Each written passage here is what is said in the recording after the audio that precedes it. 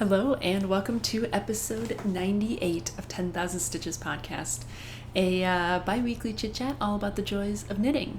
If you wanted to find me on the interwebs, my name is Andy, first of all, and if you wanted to find me on the interwebs, you can find me on Instagram, Twitter, and Ravelry as Purlbug, P-U-R-L-B-U-G. You can find my blog at thepurlbug.com, and then we have the 10,000 Stitches podcast group on Ravelry. If you're looking for links to anything I mention, any patterns or shops or whatever else I could possibly link to that would be relevant, if you're watching this via the embedded video on the blog post or the Ravelry thread, everything will be linked right below the video. If you're watching this on YouTube, in the description box below the video, there will be a link to the blog post. Like I said, you can go there, and then everything will be linked right below the video. So there's also always in the YouTube description box, there's also always a link to the Ravelry group as well, in case you want to find us on Ravelry. So yeah, I apologize if I seem a little bit discombobulated today. I also am in my sort of just like bumming around the house stuff because I am in full sort of vacation prep mode, and so I'm actually recording this at a different sort of time than I normally would record, so that's of course a little bit discombobulating, and that's why I'm sort of dressed very casually today, is because I'm trying to get a bunch of stuff done before I leave for vacation. So yeah, but I have lots to talk about anyway, so I'm super excited to record. I have some finished objects, some works in progress, some dyeing to show off, talk about the knit along. I have a really fun question of the week this week, and yeah, I think I have some chit chat. I'm sure I have something to talk about. So yeah, it's gonna be a good episode. So let's get to it. Also, I have something sort of like caught in my throat. I don't know if you ever have that happen to you, where like you kind of get something like caught there, and it doesn't matter, like you can cough or drink some water or whatever, and you still just have like something. So I have that. So I apologize if I start coughing or anything, but I also have some water here to try and, I don't know, deal with whatever the problem is. So let's do the thing. And let's start with some finished objects. So if you follow me on Instagram, you would have seen both of these already, because I just got too excited and put them on Instagram. But I have 2 pairs of socks that are finished. So let's start with the ones that are already on the blockers, and then we'll do the other ones. So these are my first pair of finished socks, and these ones I actually just finished last night and wanted to wash them and dry them. And so, as you guys know, normally I do not block my socks or anything, but these are a gift from my older brother. And more now, if I am gifting a pair of socks, I will try and make an effort to, give them a soak in some like Eucalan or something, just to soften them up, and then I dry them on the blockers, partly because they do dry a lot faster. Like if you're not gonna pop wool socks in the dryer, which is what I do for all of mine, if you're not going to dry them in the dryer, like they do dry a lot faster on blockers. So like I washed these last night and they're mostly dry now. But yeah, so these are a pair of socks for my older brother. I've talked about these a little bit before, but they're basically just basic vanilla socks, following my kind of standard vanilla pattern, which if you wanted to find that, I actually have written up and published the pattern for my vanilla socks. It's called the Exceedingly Vanilla. I think they're called the Exceedingly Vanilla Socks. I'll link to them. But basically this is exactly that pattern. It is my standard sock pattern that I use if I'm going top down, heel flap and gusset. The only difference is this one I did an Eye of Partridge heel instead of a kind of standard slip stitch heel. I tend to do Eye of Partridge heels on socks that I'm knitting for men, just because somehow I think it looks more masculine. I don't know why, but that's just what I do. But yeah, otherwise these are totally vanilla, pretty basic sock. I did 2x2 rib for the cuff. This is a 72 stitch sock, which is knit on a US size 1, which is a 2.25 millimeter needle. And the yarn that I used for this is Regia Perfect. I've sung its praises many times before. I absolutely love Regia Perfect. And this colorway, I believe, the number is 07118, and I believe that the colorway is called Orient. And again, this is what it looks like. So love it, super excited about them. And actually, I think this is the closest I have ever come to using up all of the Perfect, because when I finished the second sock, this was the amount that I had left. So it's just this tiny little ball here, and you can actually see the little yellow bit in there, which is sort of the waste yarn part. I had about a similar amount from the first one left over, but I think I already put that in one of my magic knot balls for my granny stripe blankets. So yeah, but this is as close as I've ever come to actually using up all the yarn, which is really great because, you know, I never really know what to do with it afterwards. But yeah, so these are a gift for my older brother, which is perfect that I got them finished because I had wanted to give them to him when I see him on vacation. So yeah, they are done, and that's awesome. So I will go ahead and take those off the blockers so that I can show you the other finished socks, which are my socks that I was sort of knitting up as my summer teaching knitting, I think was sort of how I had introduced them the very first time. Basically, these were the socks that lived in my office all summer, and I would, you know, when I had times when I was teaching and I could knit, like if I was giving an exam or something like that, I would work on these. And so these are a pair of vanilla socks for myself with, you know, with the yarn that I absolutely just fell in love with as soon as I saw it. And the yarn is by Luna Pearl Yarns, and I don't have the tag here, but it's Luna Pearl Yarns. I'll make sure to link to her Etsy shop, but she dyes these really just amazing self-striping yarns, and a lot of hers are sort of, you know, 6-color self-striping sort of yarns, and she does a lot of like neons and you know, just really amazing color combinations. And then she came out with this, which is called the Tropic of Calculus is the name of this colorway. And I just fell in love with it, and as soon as she had another shop update, I snapped it up and I knit these all summer. So this is what they look like. And what is my life? So this is what they look like, and this is the finished pair. So yeah, it's a really, like I said, it's a really amazing self-striping pattern. Let's get on up in there. And I think it was inspired partly by dragon fruit, because that's what this really looks like. And yeah, and the heels and toes I did in a contrasting color. This is the yarn that I actually used, speaking of my Exceedingly Vanilla socks, this is what I used for my sample socks for the Exceedingly Vanilla sock pattern.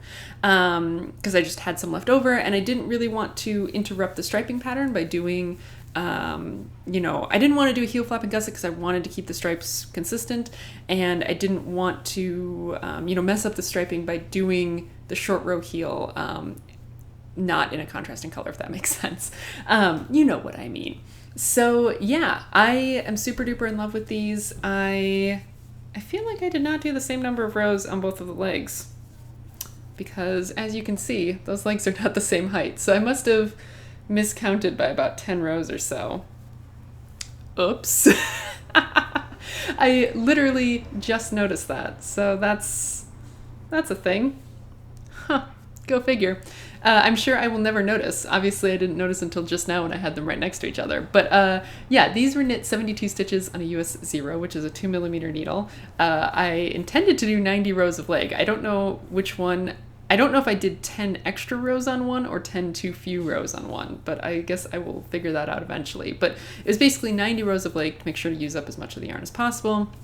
Fish lips kiss heel, and I've talked about this before, but on these I did a little trick where on the row before the heel, right? So I was knitting these 72 stitches, which means 36 stitches for the back, 36 stitches for the front.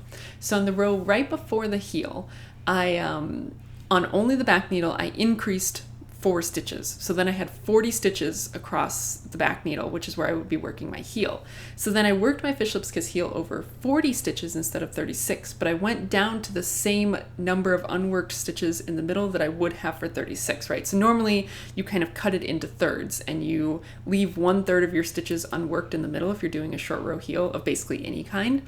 So normally it would be, you know, you have 12, 12, and then 12 unworked in the middle. But because I had increased to 40 stitches, basically then I had 14, 14, and then still 12 in the middle. And what that does is it adds an extra 4 rows of depth on each side of your heel, which can help with you know, short row heels being a little bit tight fitting, and the fact that there's like no extra fabric kind of over the instep. And I find that just that little bit makes these fit so much better than the fish lips kiss heels I've done in the past. And I mean, fish lips kiss heels usually fit me fine, but it was just like, oh, if I could just make this fit a little bit better, like that would be great. And I find that this, for me, is like exactly what I needed. And I know different people do different things to try and make, you know, short row heels fit better. Like I know some people will put like a little tiny flap in before their short row heel and then work just a tiny little gusset, which probably would work fine too. But I found that this worked really great, and because you do it on the row right before your heel, even with a self-striping yarn, it's not going to screw it up because like it's not enough to make a difference. And then you just decrease them away as soon as you finish up your heel. And again, like you're not screwing up your striping pattern because it's not like you've changed your stitch count for really that long, especially if you're putting in a contrasting color heel. So highly recommend if you like the idea of a short row heel but you find that you just need a little bit of extra fabric, maybe try that. And I will try and remember to link to my Ravelry project page for these because I kind of wrote out explicitly how I did it. But I mean, not obviously how to do the short row heel because I use the fish lipscus heel, which is a paid for pattern. But yeah, just a thought. So those are done, and I actually had a fair amount of yarn left. So I don't know what I'll do with this. It's a decent amount, and I don't know, maybe I'll use it as something. I don't know. But yeah, I had a fair amount of yarn left over, and I'm super duper excited for these. Because they're fairly tall, I haven't actually been able to wear them yet because it's been hot here. So I'm super excited to be able to wear them once the weather cools down a little bit. But yeah, love them. Can't recommend the dyer enough. I think she did great work, and would recommend if you're interested. I've said this before, but like this colorway in particular was a little bit pricier because of the extra work that has to go into dyeing it. But like I said, I love that the way it was dyed, and I definitely think it was worth every penny. And I really enjoyed them enough to make it worth paying what I would normally consider to be an exorbitant amount for a skein of silk yarn. So just a thought on that. But yeah, so those are my finished objects. And let's pause and we'll come back and talk about works in progress. Okay, so works in progress. And the first one I will talk about has actually not been touched for more than a few days now. But this is something that I had talked about last time as a coming up, and it has now been started. And like I said, I haven't touched it because I'm having, I don't want to say a problem, but a little bit of a problem with it. And I'm just sort of haven't had the mental energy to deal with it. But this is the start of my Louella cardie. And I talked about this last week. I'll go ahead and pop a picture up on the screen of what it looks like. But it's this really beautiful cardigan that has a circular lace yoke. And I had mentioned that I had seen someone else who had done a project with it where they made it cropped and they sort of altered the sleeves a little bit. And I was like, that's what I want. And so I got started on it, and I am knitting, which size am I knitting? I am knitting the one for a chest measurement of 34.5 inches, which is the third largest size, I guess, right? With the smallest being the first, I don't know, whatever, right? 34.5-inch bust measurement pattern size. And so I am knitting this on a US 3, which is a 3.25 millimeter needle, I believe. And yeah, I am actually, so I started this the day that I did my last recording, right? The day of. And I zoomed through the yoke. So I am done with the yoke on it, and I have divided off for the sleeves. So here's my hands through the little sleeve holes. I found the lace to be really fairly intuitive once I kind of got into it and figured out what I was doing. I did not do the bobbles, right? So as part of this lace yoke, there's of course the lacy bits with the holes and stuff, but there's also some bobbles in there, and I elected to not do them because I just found that I couldn't really see them. Like the technique for doing the bobbles that's laid out in the pattern, I think I was doing something wrong and it just wasn't working very well. But luckily, so I don't know how well you guys will be able to see this, but there's sort of the first time you come, and I'm going to try really hard not to bonk the microphone, but the first time you come to the bobbles is here. So you do like a little bobble in the middle of this sort of diamond, and then you don't come to them again until this chevron here. And so I had a chance, and I did do the bobbles as laid out in the pattern in this little diamond sort of along, this row or whatever. And like I said, I found that I just couldn't see them really. And so I was like, you know what? Those are kind of off by themselves. Like, I'm not going to rip back and like redo them. Like, they just are what they are. And so then in the other part of the pattern, I basically just replaced the bobbles with purl stitches just to add a little bit more texture. And you can kind of see it. Maybe you'll be able to see it. No, you can't because it's so blown out. But yeah, I just replaced them with purl stitches. I'll make sure to take good pictures once I actually get around to it. But yeah, I don't know. I think it's fine. I'm not too concerned about it, especially because this yarn is not like solid because it's a hand-dyed yarn. I think it's not really noticeable either way. So whatever. And speaking of the yarn, so this is my hand-dyed yarn. This is on a 7525 Superwash BFL nylon base. And I dyed it this sort of green color. So like I said, right, I zoomed through the yoke. I actually even added some short rows because this pattern has no shaping or anything, no short row shaping or anything. And based on sort of how it is in the pictures, you can see that the front neckline comes up very close around sort of her collarbone. And I just happen to not particularly like things that fit like that. Like, that's a personal preference. And so I did some looking around and found how to add short rows to a circular yoke sweater after you're done working the circular yoke and before you divide for the sleeves, sort of how to add short rows to bring the back of the neckline up a little bit. So I will try and remember to link to those. Hopefully I have actually saved those links somewhere. But I'll try and remember to link to those, or I will try and create a project page on Ravelry because I haven't done that for this yet either, and link to them there. Somehow I will link to them.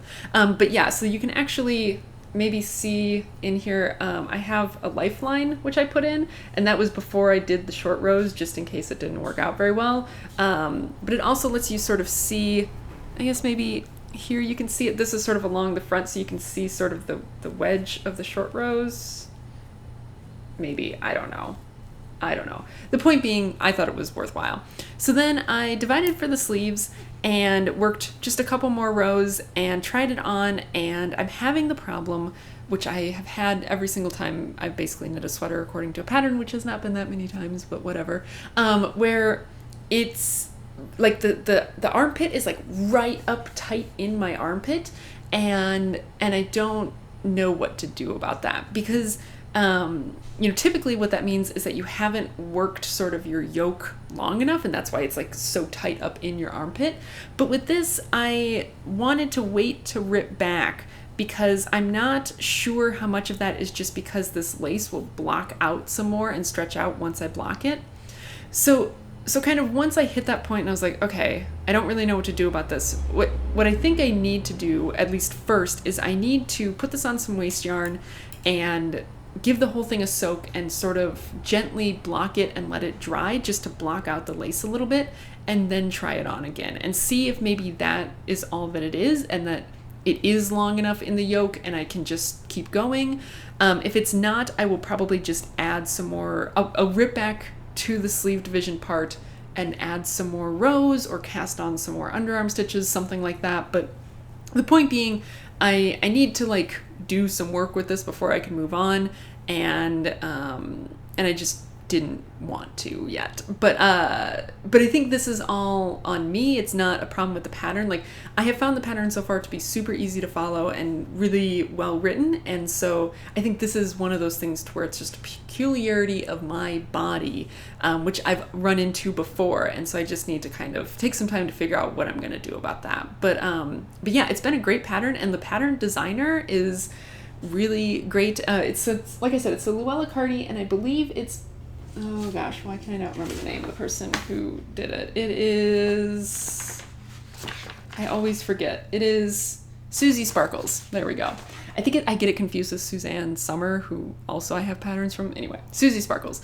And she is really great because I've noticed that in other people's like projects, she comments on other people's projects who've knit this. She's very responsive to comments on the pattern page, and she actually sent me a message after I recorded the last episode just saying like, hey, I saw that you're planning on working the cardigan. Let me know if you have any questions or anything along the way, which is just really great. Like, I really like that kind of attention from a designer. Like, of course I know that like as a person designs more and more stuff, they can't devote a ton of attention to each person, you know, knitting one of their patterns. But like, I just thought that was really great, and you know, really enjoyed that. And I am still really looking forward to finishing this project, especially because once I sort out, you know, sort of the issues with the armpits and stuff, it's just going to be stockinette. And so I think I will zoom through the rest of it. I just haven't wanted to deal with it yet, but I really do need to do that. And that'll probably be one of my first things I do when I come back from vacation. So,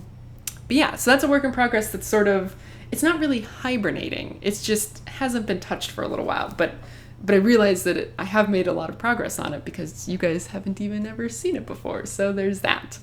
But yeah, so then that brings me to my work in progress that I've been doing a lot more work on.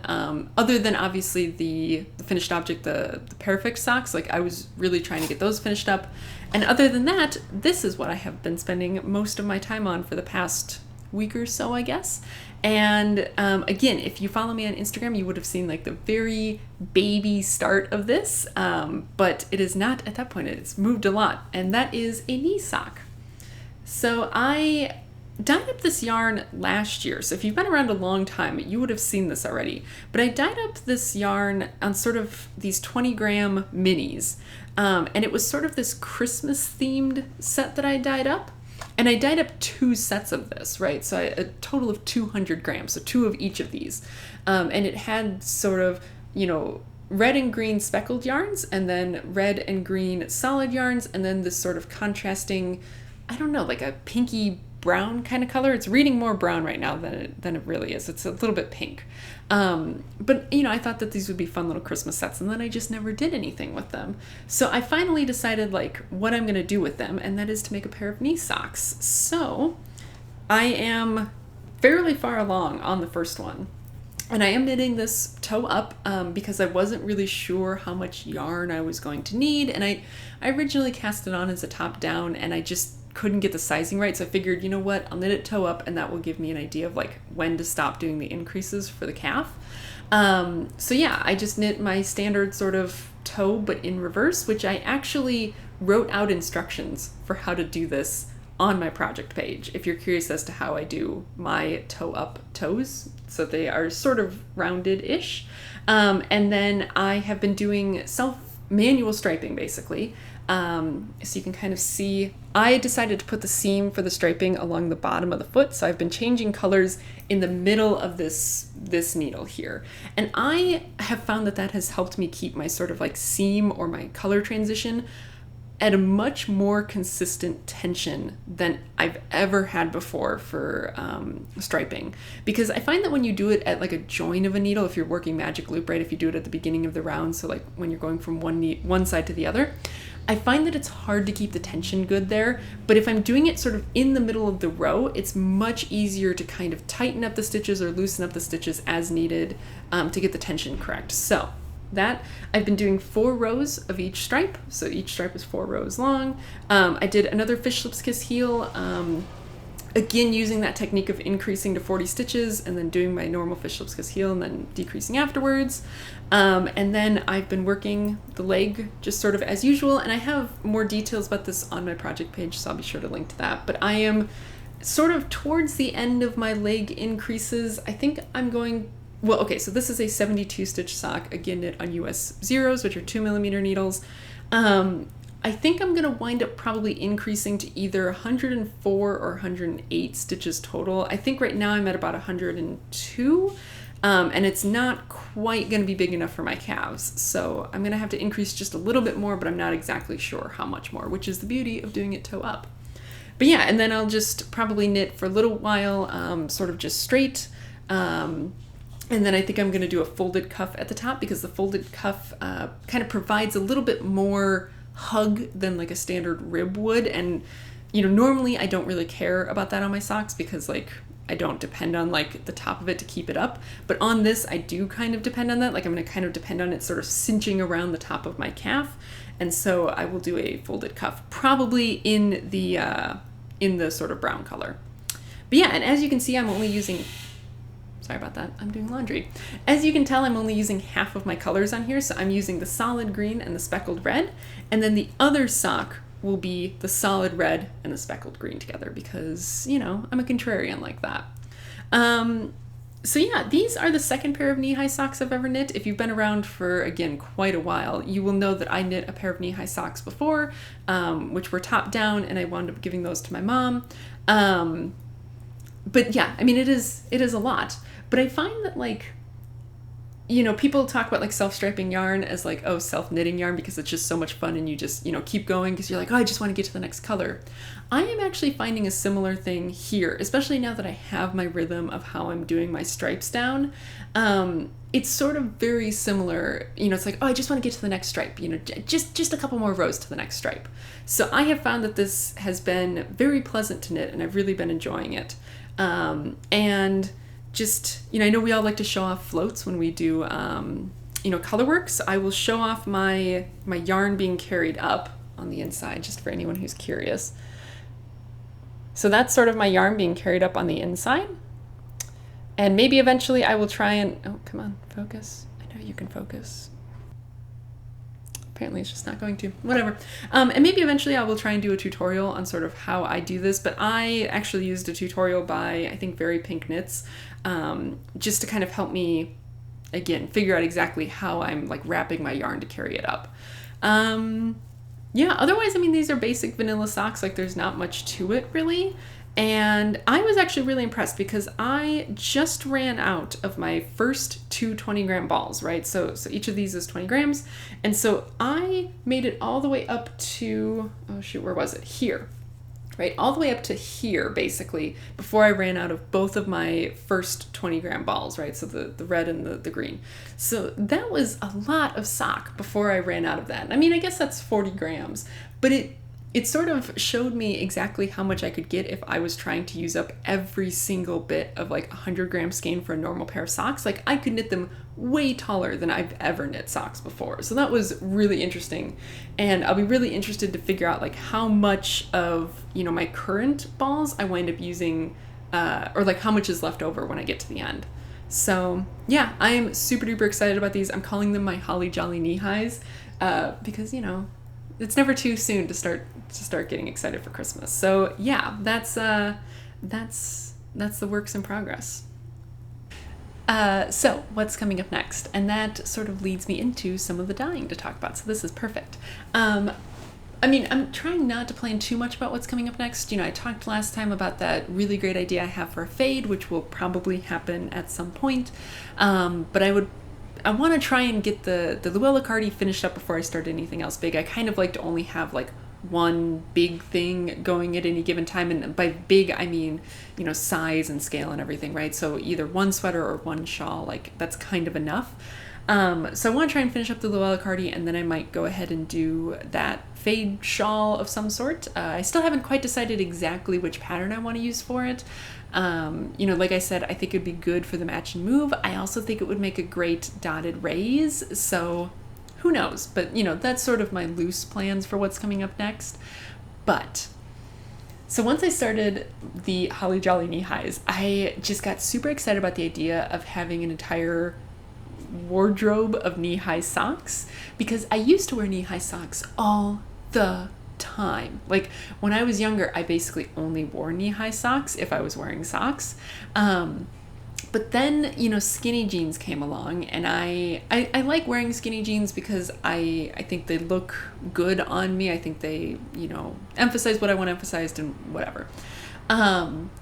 But the thing is, skinny jeans, especially the type of skinny jeans I wear, and especially because I have bigger calves, they do not work well with knee highs, right? Like they don't go together. So I basically stopped wearing knee high socks when I started wearing skinny jeans in undergrad. And so, but like I talked about last time, I'm trying to wear more dresses and just in general dress a little bit nicer and not wear jeans as much. And so if I'm wearing dresses, well, hey, that means I can bring back the funky knee highs, especially because most of my dresses are very plain, black or navy or, solid colors. So it's like, okay, what's the harm in wearing a funky pair of socks, right? Like that's sort of a fun way to express myself, against what is a relatively neutral wardrobe. So, right, so then I'm knitting those Holly Jolly knee highs, and then I had this great idea for a pair of striped Halloween socks, and I'm just so excited. And again, if you follow me on Instagram, I think you might have seen this because I put it in my stories, but I didn't actually post it as like an actual picture.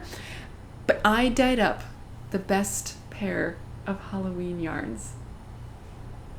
I'm so excited. So this one is a relatively sort of solid blaze orange. Like it's a semi-solid, right? Like you can see there's definitely some lighter bits in there, but it is orange. Like I was talking to Wesley and on FaceTime one night, and this was drying in the background on a drying rack, and I was like, oh my gosh, I'm so excited about it. It's like really orange. He's like, yeah, like I wouldn't shoot at you if you were wearing that. Like it is like a great blaze orange. So I have this, and then I have this skein which has some green and some purple, and of course the purple's not showing up properly, but it's sort of a green and purple. Because I can't manage to dye black. Like to dye black at home you really need like proper acid dyes, and I don't have that. But I think these are going to be perfect Halloween colors, and I actually do have some black, so I might do black like heels, cuffs, and toes. I don't know, but to stripe these I think would just be amazing, and I'm so excited to make knee highs out of this. And I'm actually doubly excited because as you guys know, I have a total podcaster girl crush, friend crush, whatever, on Celeste from Yarn to Table. And you know, she has sort of these 2-month knit alongs sort of along the same schedule that I do, and she's been doing the Fiber Quest Cal this year, which is all about like knitting with different types of fiber. And I had the best goals of totally participating because I was super excited about it, but with just how crazy my life has been, like things just haven't lined up for me to actually be able to participate in any of the like segments of her Cal, I don't think. But in September and October, her theme then is breed-specific wool. So basically any wool except merino, that you can identify the breed of the wool, and it's not merino. And so these are BFL, right? This is on the 7525 Superwash BFL nylon base. So this means I can participate in her Cal. I'm so excited. And so now all I have to do is just wait to cast on until September 1st, which will be fine because, you know, like I said, I'm going on vacation and stuff, and I have my other knee highs to finish. So I just have to be patient and wait until September 1st to cast these on. But I'm just so excited because I'm excited for the product. I'm excited for the process because I'm loving knitting my other knee highs, and I'm excited that I get to participate in someone else's knit along and someone who I like and enjoy watching their podcast, and I get to participate in their knit along. And I'm just so excited about all of it, and I'm just so excited to see how these are going to knit up together, and like, y'all, I'm just excited. So yeah, so that's one thing I've dyed, and then the other thing leads us into talking about our knit along. So we currently have the Little Things Cal going on right now, which is the theme is speckles for the color and all over patterning for the technique, and so that is running until the end of August. So when this episode goes up, we're about halfway through August, so still got plenty of time to, you know, whip something up and submit it. I know we've had lots of finished objects, and I'm loving seeing them come in. And I have a prize because the next Cal, oh my gosh, am I going to be able to pull it up fast enough on my phone to not look like a fool? I forget exactly what the name is because, you know, unprepared. But let's see if I can really quickly figure out what the theme for the next one is. But as you guys know, I always like to sort of theme the prize to go with the next theme. So for September and October, the sort of word is simple. And so the technique is like completely vanilla, plain stockinette stuff. And the color is solid pastels. So I dyed up prize yarn that fits into that solid pastel sort of range. And this is going to be, so this will be the prize yarn for this current knit along. And of course there will be some other goodies in there as well. But this is the prize yarn, and I'm actually calling this pastel pumpkin because this dye mixture that I used for this is actually the same dye ratios as my pumpkin spice, what did I call it? That pumpkin drink. There we go. That pumpkin drink colorway that I dyed up last year when I was selling yarn. This is the same colorway. It's just a pastel version of it. So it's this really sort of beautiful, creamy, pumpkin-y color, which is not, it's not doing it justice. I will try and take a picture of this so you can actually see the color, but it's this just really beautiful, creamy pumpkin color, and I'm just super excited about it. And we'll talk more about the next knit along, of course, when we get there. But yeah, so this is the prize, and I'm pretty excited about it. I think it came out really well, and I'm pretty stoked. So yeah, that's knit along news. So let's talk question of the week, and this is sort of, I have to do a little bit of preamble before I can get to the question of the week, but this is episode 98, which kind of snuck up on me a little bit. I think because I wasn't recording very regularly over the summer, it was like all of a sudden like, whoa, it's almost episode 100. And, over the summer when I was sort of having a tough time just in my life in general and like really stressed, I had been thinking about like, what am I doing with this podcast? Like, what's the future of this podcast? And I was actually thinking about ending it at episode 100 and just being like, that's a nice round number. Let's call it quits. And I'm not feeling that way anymore because I'm feeling more confident and on top of my life. But 100 is a little bit of a milestone. And so I thought it'd be fun to kind of do something a little bit special for episode 100. So I thought that what we could do for episode 100 is like an AMA, an Ask Me Anything. And because, I've been doing this for a little while now. Like I've been doing it for, 3 years in December, so about 2.5 years now. I've been recording this podcast. We're 100 episodes in, and I know that not everyone has been here since the beginning. Not everyone wants to go back to the beginning and catch up. And like, I have changed a lot over that time too, right? Like, even like if you would have asked me something then and asked me now, like my opinion probably would have changed because I'm just a different person now than I was then. So I thought it'd be fun to do an Ask Me Anything, and just sort of, kind of reintroduce myself at episode 100. So my question of the week is, what questions do you guys have for me? And to sort of organize this in a coherent way to make it easier for me to be able to go through the questions and actually kind of, gather all the questions into one place. The way that I'm going to be taking questions for this AMA is via a Google form. And so in the links, like on the blog post and the Ravelry thread, in the question of the week little section, it will be linked to that Google form. So you click on the link, it'll take you through to a Google form. You can submit completely anonymously. Like you don't have to put a name down. All that's required to submit is an actual question, and you can just type out your question. And I will make sure to actually link to that Google form in the, or I will try to link to it in the YouTube description box as well. We'll see if I'm able to do that or not. But this way it just makes it easier because it just sort of, gloms everything into one common place and makes it easier for me to do it rather than trying to sort through Instagram and Ravelry and my blog and YouTube. Like it just puts it all in one place for me.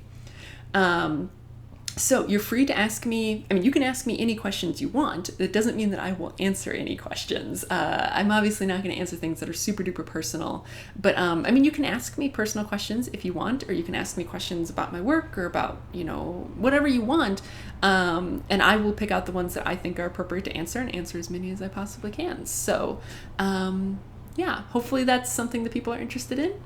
Also, as part of that, right, so we're at 100 episodes, or well, we will be at that point. So we'll be at 100 episodes, and we actually just crossed a little bit of a milestone as well, in that we just recently have sort of crossed over 2,000 subscribers on YouTube. And I've talked about this before, like I don't put a ton of sort of, because YouTube algorithms are weird and the subscriber count doesn't really mean a whole lot. And I know that people are watching that aren't subscribed to me on YouTube, and I know that everyone who's subscribed to me on YouTube is not watching the videos, so like, but it is kind of cool.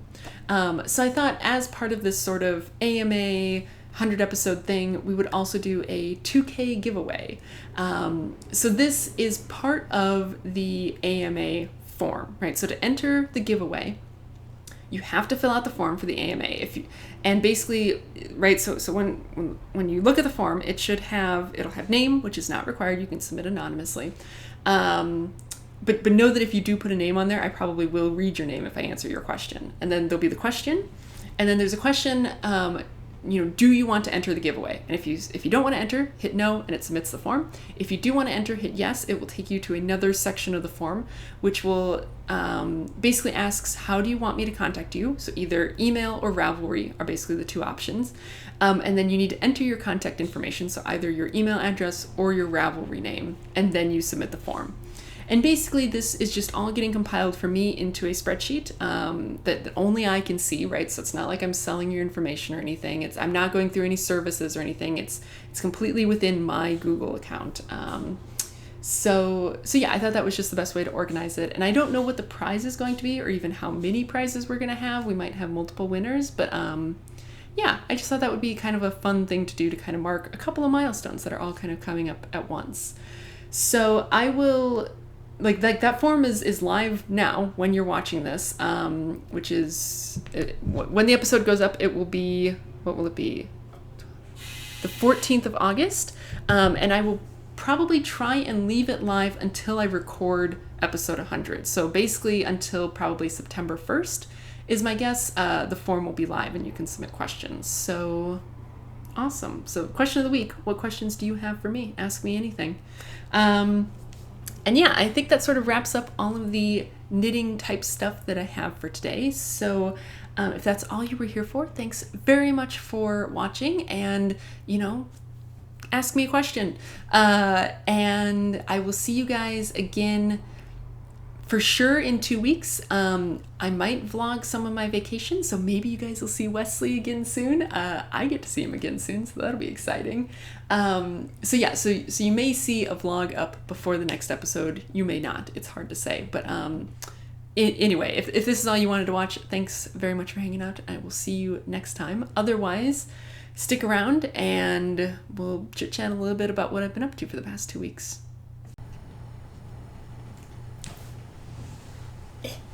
There we go. So I actually don't have a lot to talk about this week in terms of chit-chat. Can I scooch this down just a little bit? There we go. I actually don't have a lot to talk about because it was,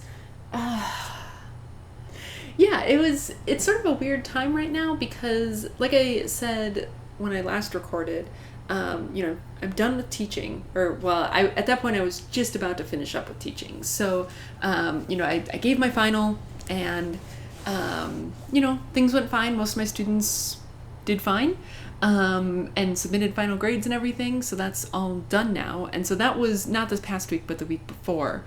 And then after that, it was kind of like, what do I do now? And of course, I had plenty that I needed to get done. So the past week was basically just prepping everything for fall because I needed to, update all of the lab manuals with anything that we found over the summer, like, oh, this needs to change, or, stuff like that.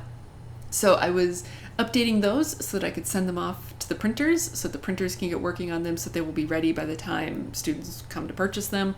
So there was that, and just kind of preparing for my teaching in the fall and the classes I'm taking in the fall and all of that. But it was just a lot of just prep work, but not anything super exciting. So I kind of just don't really have a lot to talk about in terms of the past 2 weeks of my life, because a lot of it was just sort of prep stuff, which is not interesting or even fun. It was just kind of just stuff that needed to get done. So yeah, I don't really have a lot to chat about. I do have something exciting to show you guys, and I don't remember if I've talked about this before on the podcast, but okay, so first of all, I'm not a person who likes carrying purses, right? I really, and I don't know if it's because I'm in an academic environment or because I work around all men or what the deal is, but I always feel like carrying a purse looks a little bit weird on campus, right? Even if I don't know, I don't like to carry a purse, because it somehow just doesn't fit in. And I have a hard time picking out purses as it is anyway, because I'm very particular about what I do and don't want, and it just makes it difficult to find a purse. However, right, I do walk to work. I think I've talked about that before. I walk to work, so I need some sort of a bag to bring things from home to work.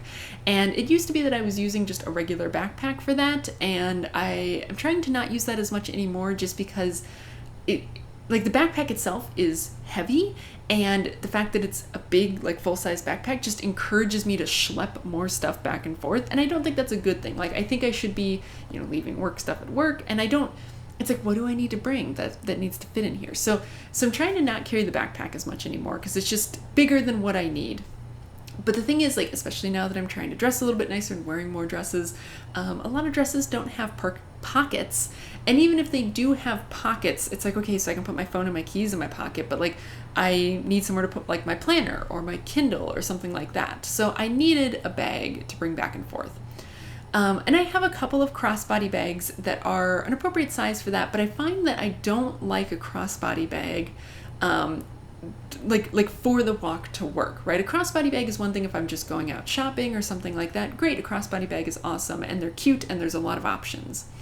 But if I'm walking to work, which is about a mile or so from my apartment, like that's a long enough walk that like I don't like having something only on one shoulder, right? Like even if I switch off shoulders and everything, like I still find that it just hurts my back and my shoulders. And so I was on the hunt for a new bag, and I finally bit the bullet and bought something that I've wanted for a very long time, which is this bag. So this is by the company Timbuktu, and I've had Timbuktu bags before. They're kind of known as like making messenger bags and stuff. Like they're very big into sort of like the cycling culture and stuff. But a couple of years ago, and man, this was like in 2015 or 2016, they came out with this line of bags, which, I mean, it's a little bit offensive, but they were marketed specifically towards women, and sort of the collection was titled Femme, Femme, and it was sort of this attempt to make these sort of like more feminine, classy, upscale bags for women on the go, right? So like they had a messenger bag, they had sort of like a slouchy hobo bag, and they had these backpacks. So they actually had a couple of different backpacks, but this was one of the backpacks. And at the time, I fell completely in love with it, and it was very expensive because Timbuktu's not cheap anyway, and these bags are like leather and stuff, and so they were very expensive.